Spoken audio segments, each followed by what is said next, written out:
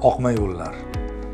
Oqma yo'llar bu tug'ma nuqsonlarda bir turi hisoblanib, quloq oldi, bo'yin sohasida, yuzni turli xil joylarda, hattoki tanani boshqa a'zolarida ham uchraydi. Oqma yo'llar nimasi bilan xavfli degan ko'pchilikda tushuncha bor. Oqma yo'llarda xavfli tomoni shundan iboratki, u o'z vaqtida ishlab chiqarayotgan ichkidagi suyuqlikni vaqtida tanani tashqi tomoniga chiqmasligi hisobiga abses va flegmonalar yoki yiringlashini bilan xavfli hisoblanadi. Ushbu bemorimizda ko'rishimiz mumkinki, quloqni yuqori 3dan 1 qismida uchragan oqma yo'l. Oqma yo'lda asoratlangan bu bemorimizda asoratlanganligini hisobiga shifokorlar tomonidan abses o'chog'i ochilgan.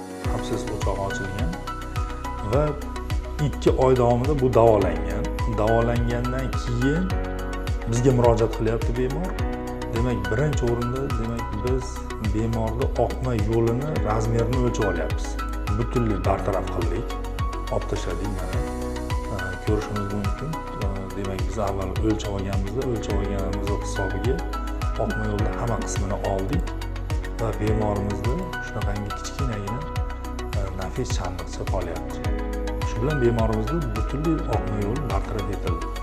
Alohida ta'kidlab o'tish kerakki, bu oqma yo'l quloq suprasini tog'ay qismi bilan bog'langan ekan. Shuning uchun tog'ay qismini bir qismini ham kesib olib tashlashga to'g'ri keldi. Bizdagi jarrohlik amaliyotlari mutlaqo og'riqsiz. Qo'rqmasdan bizga murojaat qilishlari mumkin. Og'riq umuman sezilmaydi.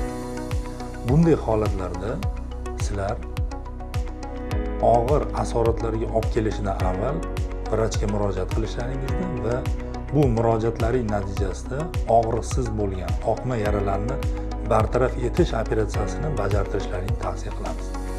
Agarda sizda xuddi shunday muammolar bo'ladigan bo'lsa, bemalol bizning klinikamizga murojaat qilishingiz mumkin.